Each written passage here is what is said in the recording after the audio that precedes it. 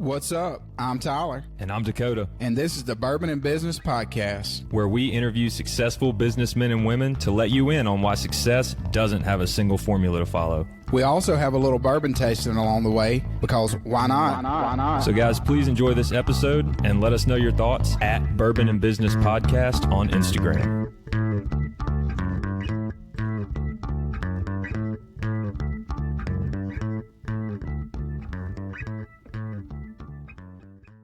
Coming to you from the Bourbon and Business Studio here at the AC Hotel in Ridgeland, Mississippi. I'm Tyler. And I'm Dakota. And this is the Bourbon and Business Podcast. Yes, it is. How you doing? The one and only. I think there's actually like 5. How you doing this morning, Dakota? I'm great, Tyler. How are you? I am doing great. Evidently, you have had some caffeine or sugar before we got started here. We got our Waze energy drink right here, unopened, but well, I would like. I guess just looking at it gave you energy then. Yeah, I finally finished my coffee, so I feel good. Well, you it's like a mental, like a psych thing. Thank you. Will you introduce our guest to us? I don't think he cared, guys. Yeah. Today we have special guest Jackson Lynch, founder of Talent Sherpa. Jackson, welcome. I appreciate you inviting me on, and it's going to be exciting to talk with you guys for a little bit. Absolutely. Excited about it. And then what are we sipping on, Dakota? Sipping on Basil Hayden. Again, our super fans will know that we've had Basil Hayden on a couple of times. I think this is the first time we've had their Golden Rye, though.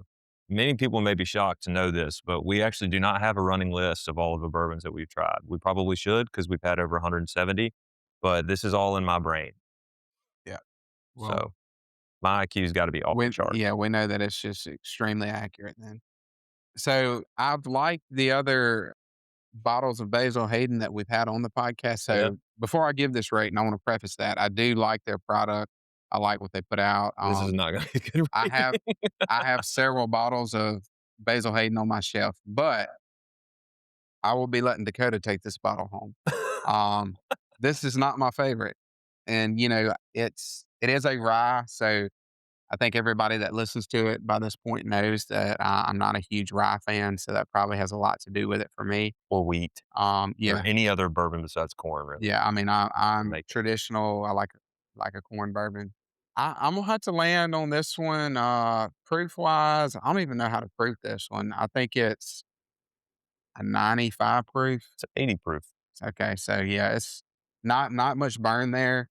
I mean, for me, I'm going to land at a 6.9. Okay. So, and like I said, it's a rye. So, for me, I don't love ryes. If you like ryes, you may think this is a 10. So, if you want a bottle of it, though, you can check our sponsor out, Cheers Vineyard in Gluckstadt, and they've got pretty much a bottle of anything you could want. They have it. So, well, Jackson, we appreciate you coming on this morning, bright and early, and we like to start the beginning of this podcast. Just tell our listeners where you're from, and then how you became or how you founded Talent Sherpa. Yeah, I'd love to. So you can probably see behind me, I grew up in the great state of Washington, and my Seattle Seahawks, I was a season ticket holder from 1970. Go Hawks, baby. I'm a Seahawks fan. It's been, are you? Outstanding. Yeah, it's one of the great frustrations of my life has been being a Seattle sports fan in general. Even my Mariners. Look, I'm a Seahawks guy and a Mississippi State guy, so I completely relate to you on many, many, many, many ways in that. Then you're a KJ Wright fan, and unfortunately, he's now down with San Francisco, which has really chapped me a little bit. But that's outstanding. Yeah, the Hawks are amazing. Maybe sometime afterwards, I can share some stories about actually being in some of the rooms with Pete Carroll back in the 2016-ish. Had some good stories, not for here, fantastic. But professionally, look, I've been around. I'm old, so that means I've spent about 30 years in operating in human capital roles.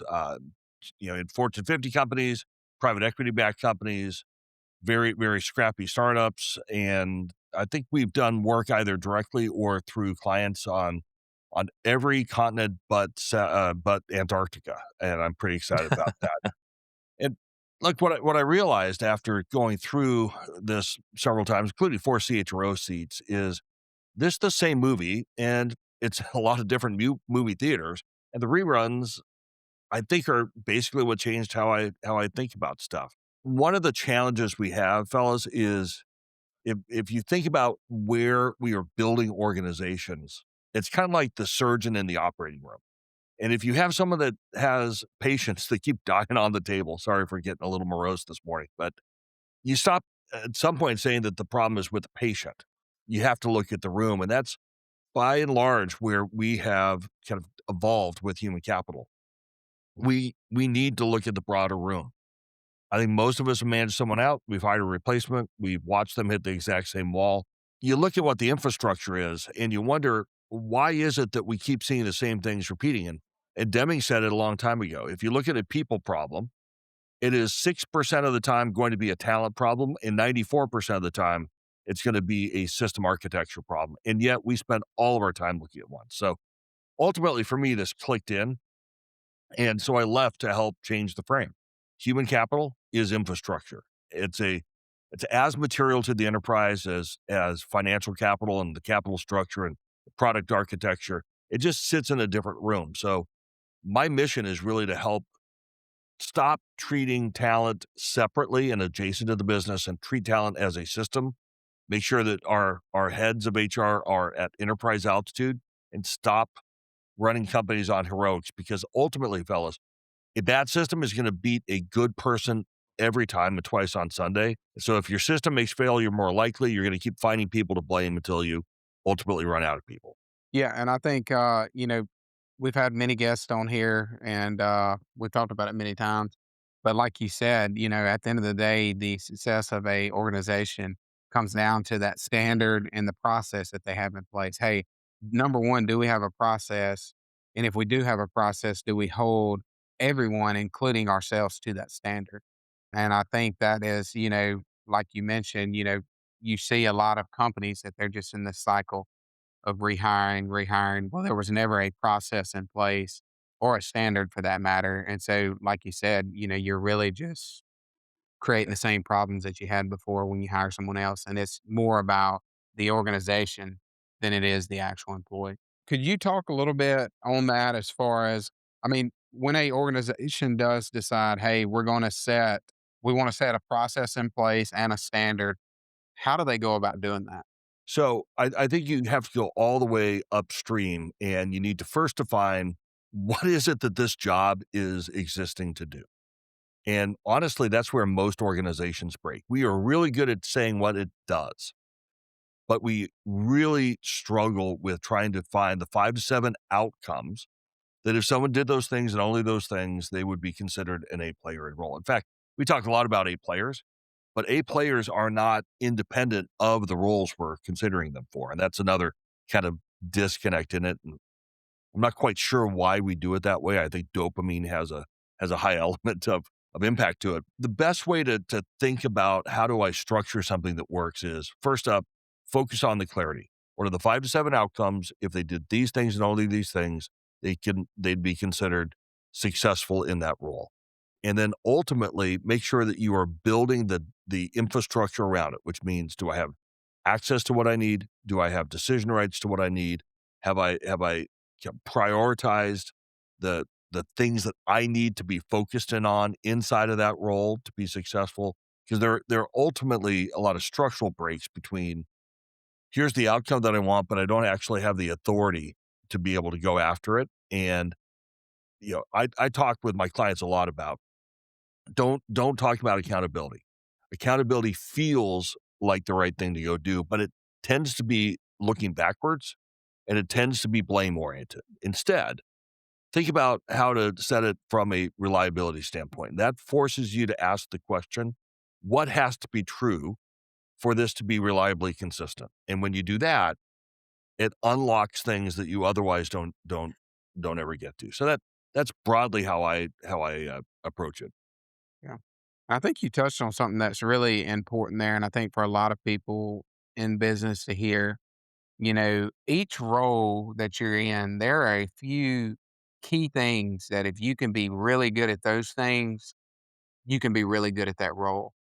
And I think Successful in it too. yeah, Yeah. I think in our world, there's so many things out there that are pulling at you that say, hey, you can use this tool, that tool, this tool.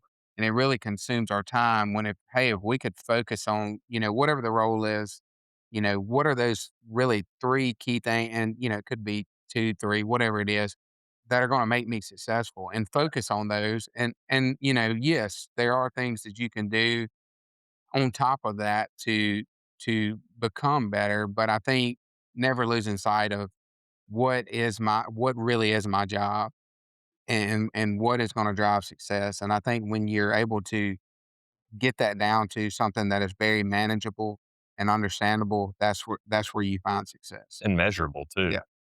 Yeah, let me maybe use an example from our finance brothers that might reinforce this. So I can define a accounts receivable clerk as someone who collects cash. That's an activity. What's the standard on that? Like, it's hard to come up with. On the flip side, I can have that same role and say the outcome is to reduce the cash collection cycle. Now I have if I do it outcome based, I have a way different way of looking at what success looks like as I'm looking at candidates. I'm giving different feedback. I'm holding things to a different level of standard to your earlier point. But the more important thing is I've now created something that allows the individual to utilize what unique skills they bring to the table and apply it to the role. If I focus it on task, I lose the ability to have those uniquely human elements of it as well. Mhm.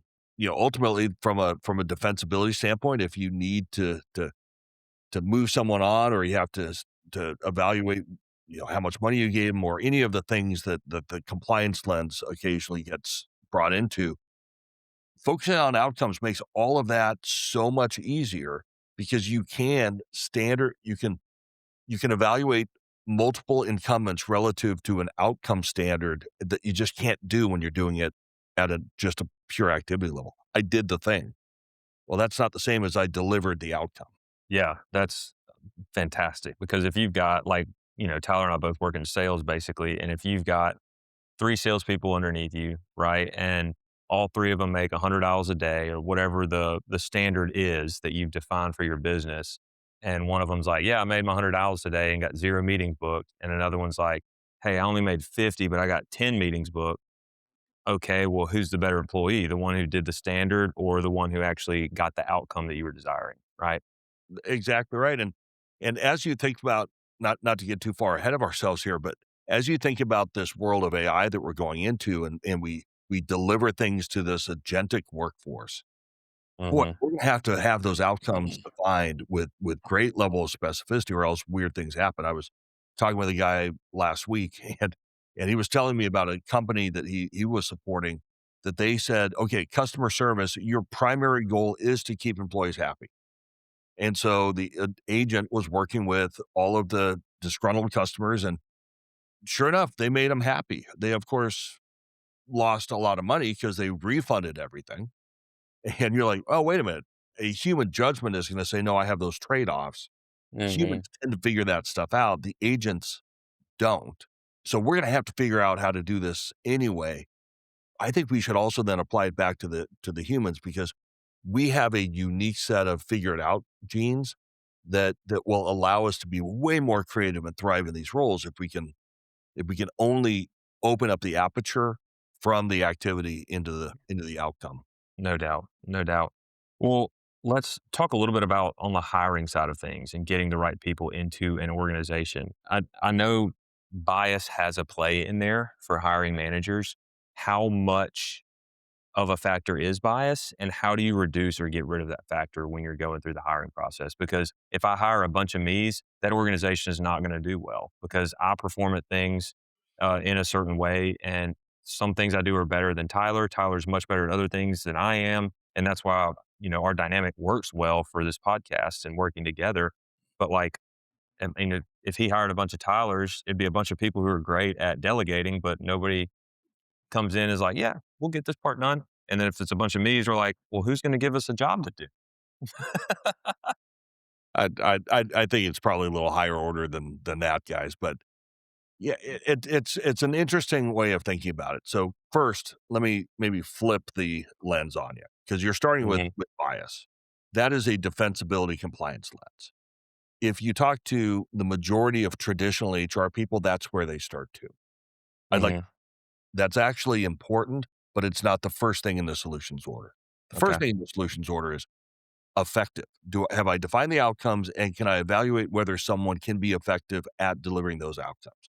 That allows a high degree of diversity of experience and approaches and thinking that will, you know, if you focus in on hiring for the ability to apply learning, you have a different kind of standard that comes through there.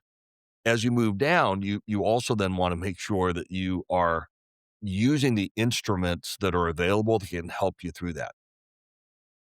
If you want to get into a little bit of the hiring math nerdiness, here it is.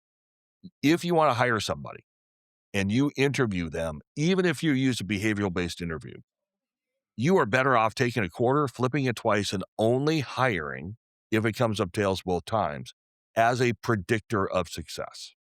So what does that really mean? Bottom line, we're not good at evaluating in an interview whether or not we can hire someone who will be good at the job.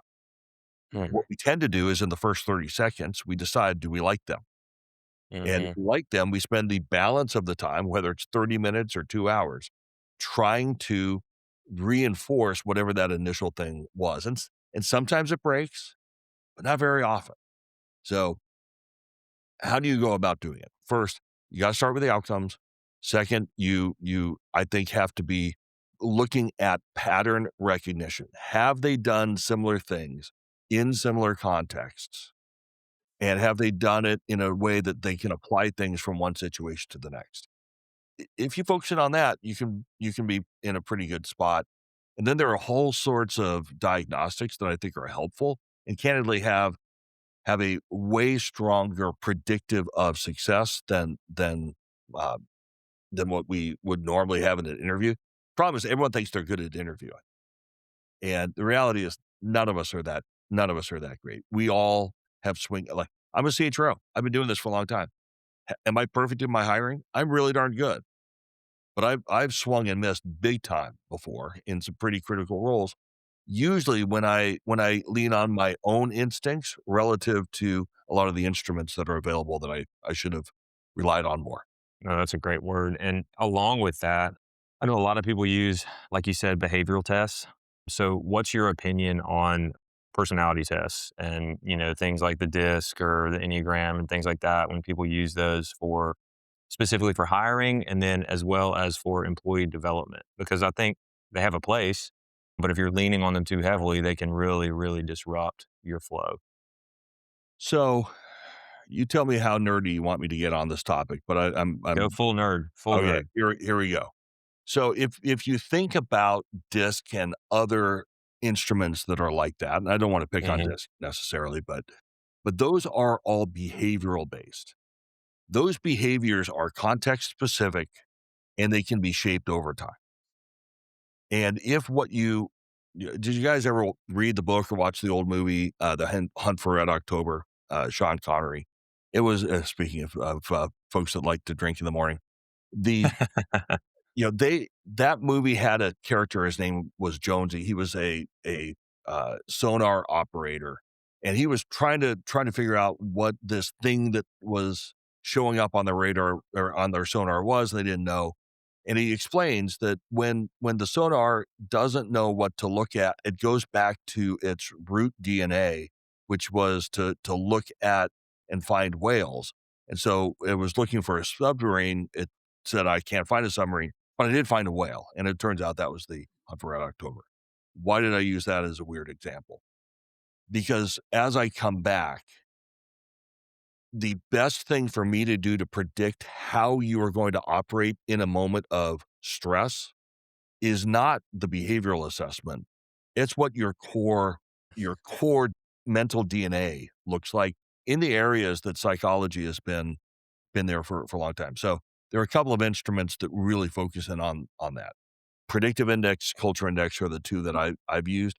They tend to, they've been around for quite some time. And here are the elements that they look at: the degree to which I want autonomy. And so if you look at a founder, they're going to be all the way to the right-hand side on that. If you look at other folks that are maybe lower in the organizations and are comfortable in more supporting roles, you're going to see them over to the left.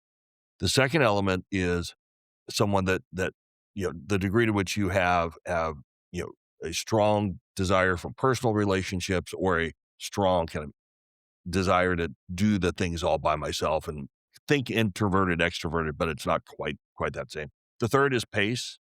Do I move fast? Do I move slow? And the fourth is, do I put in the methodologies that make things sticky?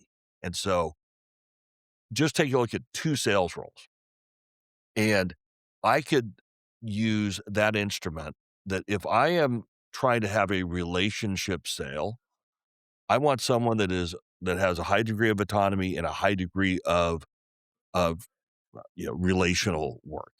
If I'm trying to do a product sale and I hire that person with a high degree of interpersonal skills, I'm probably going to have that salesperson sell themselves.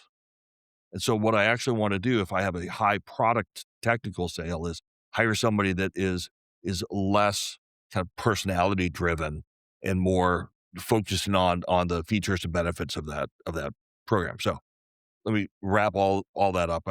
I went full nerd and I probably took 30 minutes to talk about a 25-hour topic. Here's what you come down to. In moments of stress, people will usually behave the way they're wired to behave. So as someone that is hiring, you want to bring in people where that level of kind of alignment with their mental DNA fits that role better. I can have somebody in a really fast moving different example. I could have somebody come into my organization who is a total rewards expert. That is something that is a very, very detail oriented piece. If I hire someone that has a high degree of speed, I am probably losing the precision on that. And as a result, it may work for a little bit, but over time, it's going to come back and bite me. So headline, interviews, not very predictive of success. Instruments, really good. But I would aim us higher towards how I would do things in a moment under pressure, not, I can adjust my answers to predict what my future employer is trying to hire for, and it doesn't actually match. The neat thing about the culture index is it will measure both, which allows me to have a really interesting conversation that says, here's the way you think you would prefer to operate to be successful. Here's where you think you've had to be successful. Let's talk about the disconnects there and what happened as a result of it. In fact, the worst hire I ever made, I had that very specific information and I went with the behavior, not with the core DNA. And in the moment that mattered, he went back to the core DNA and it ultimately impacted the company mightily. That's fantastic insight there. And thank you for going full nerd on us. I love a good nerd out sesh myself. I know Tyler does as well. Can people change their behavioral wiring in those moments of stress? Yeah, the psychology says that people can change their behaviors over time, but they can't really change their wiring. And most of that is going to be coded. There are roles that you are just basically born for, and then roles that you are just never going to be good at no matter how much you work at it? It's a little different from what I said. There are roles where you were born to do. Is it possible? Like I move really fast. I'm in culture index. I'm known as an architect. So I have a high degree of autonomy. I really want to win. I move. I tend to be a little less social. I move really, really fast. And then I put things in place to make it stick. That is where, if I'm aligned in that work, I'm going to be the happiest. I'm going to be most in tune with what my natural tendencies are. Does that mean I can move into a slow moving, take much more direction, lose my autonomy of individual creativity, and move really, really slow? Yeah, I can fake it for a while, but just like anyone who has ever really tried to be someone for somebody else that wasn't true to your core, Like it evolves over time, and you will see it pop up. So if you take Myers-Briggs, for example, Mhm. Myers-Briggs, you can actually change your operating rhythm. I used to be highly introverted. Now I'm much more in the middle. But that didn't change the fact that people exhaust me. And if I have a whole day of meetings, like I need to just sit in front of a good book and I don't want to talk to anyone afterwards. That part rarely changes. Mhm. Yeah. Gotcha. Well, and I think one thing you touched on there is, using these tools to be aware, to be aware of, hey, this is how I actually operate. Because a lot of times, we don't take the time to sit down and say, how do I actually operate? And if you are aware of those things, say you are a fast paced person and you are not as detail oriented, but your position requires you to have some detail orientation there. Then you have to set up some things, put some things in place that says that, hey, that I know that I like to move fast. I got to be aware of this detail thing. And I think some of those things you are able to, if you're aware, work through those and it be, not a big issue. Now, there are certain things, like you said, you know, you've been in meetings all day and you're drained, then okay, how do I recharge myself? What are Right. some things that I can do? Like you said, sit in front of a book, be aware of those things so you don't get to the point that you do burn out. Well, it's funny. That's exactly right. And can I tell a personal failing story on this very thing? I had a woman that worked for me 2 different companies. She's super smart. She is super detail oriented, and she is among the most talented people I've ever worked with. And I moved to a new company. I brought her in, and we had to do something she had never done before. And I hadn't used this instrument on her. I just assumed because she's so good and she figures stuff out within this, and like she was a sponge for learning and she would do everything she needed to do to become an expert on it. As it turns out, that is tied to her mental DNA. She cannot know the answer. And that causes some problems with other people because if someone else isn't as dedicated to the depth as she is, it runs into some personality clashes. But I ended up bringing her in and I said, here's the thing. I want to do this brand new thing that you've never done before and doesn't exist inside the company. And I want you to just go figure it out. It was the worst thing I could have possibly done as a leader because I was asking her to play almost the inverse of everything that is normally in her wiring. And Mhm.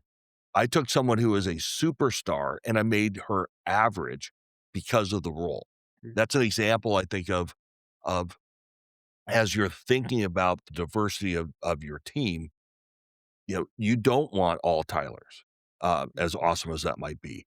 You Oh, do need That to would be terrible. understand what are the overall things you need that team to have and how can you develop the diversity and corresponding complementary skills.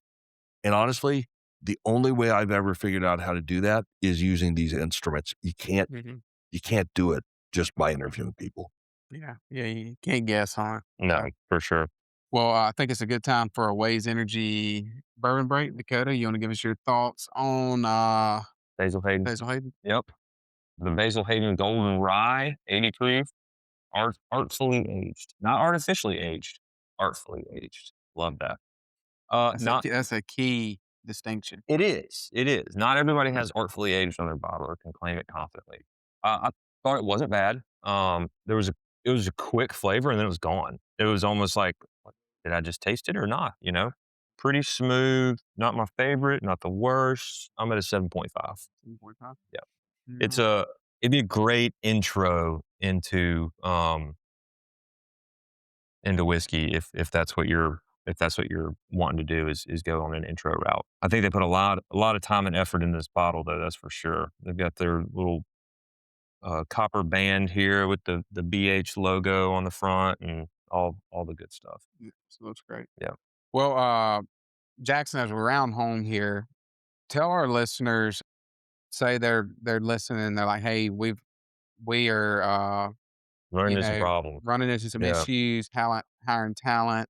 What are ways they can find you, your information, and possibly even get in touch with you? Yeah, so I have a website. It's at mytalentsherpa.com, and there you'll find links to a couple of resources that might be helpful. I do a podcast too, and it's cleverly titled the Talent Sherpa Podcast.